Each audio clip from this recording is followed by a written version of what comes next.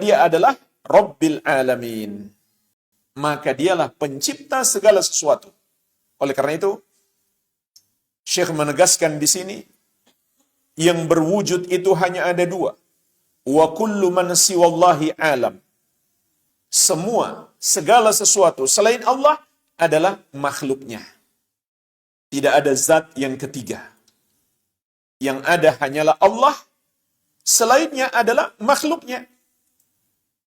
Yang dia ciptakan, dia pula yang menguasainya, dia pula yang mengaturnya.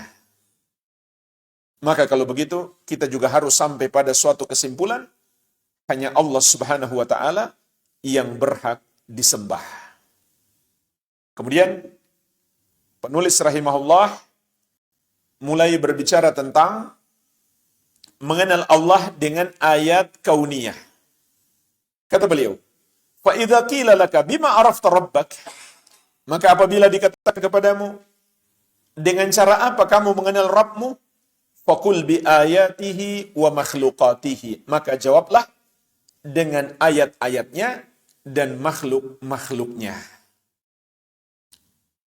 Wa min ayatihi lailu wan naharu wasyamsu wal qamar.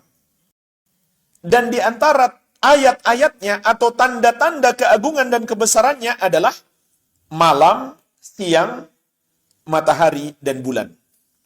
Wa min makhluqatihi as-samawatu sab'u wa man fihinna wal araduna sab'u wa man fihinna wa ma bainahuma. Dan di antara makhluk-makhluknya adalah langit yang 7 dan apa yang ada di antaranya, yang ada padanya, dan bumi yang 7 dan apa yang ada padanya, manusianya, jinnya, hewannya, tumbuhannya, semuanya. Dan apa yang ada di antara keduanya.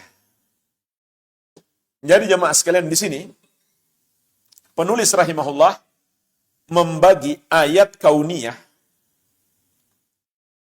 tanda-tanda Allah pada makhluk ciptaannya, dengan dua istilah.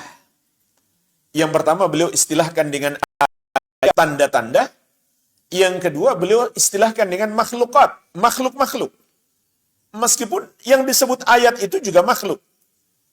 Tapi yang beliau maksudkan di sini, ayat adalah makhluk yang bergerak dan sering kita saksikan dia bergerak.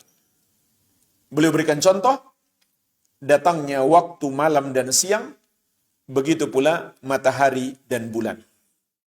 Ini beliau sebut ayat. Kenapa? Karena dia adalah makhluk yang bergerak, setiap hari kita saksikan pergerakannya. Sedangkan yang beliau sebut dengan makhluk adalah yang umumnya kita saksikan dia diam saja, tidak bergerak. Yaitu langit yang 7 dan bumi yang 7, serta apa yang ada padanya. Kalaupun dia bergerak, itu hanya bersifat kadang-kadang. Artinya jemaah sekalian, dalam dua bentuk makhluk ini, masing-masing memiliki keajaiban tersendiri. Semakin kita renungkan, semakin kita tafakuri, kita temukan di situ keagungan dan kebesaran Allah. Karena makhluk-makhluk ini seluruhnya diatur oleh Allah Subhanahu wa ta'ala. Beliau sebutkan di sini 3 dalil.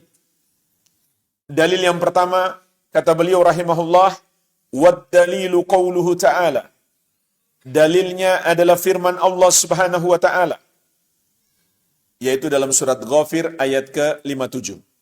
La khalqus samawati wal ardi akbaru min khalqin nas. Sungguh, penciptaan langit dan bumi lebih besar daripada penciptaan manusia. Artinya, kita manusia diajak berpikir bagaimana Allah menciptakan langit dan bumi. Langit dan bumi ini sangat besar.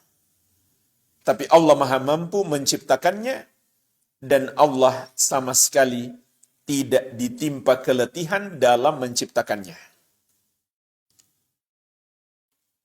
Adapun menciptakan itu lebih mudah karena penciptaan langit dan bumi lebih dahsyat. Langit begitu besar, begitu besar. dengan segenap keajaiban yang ada padanya.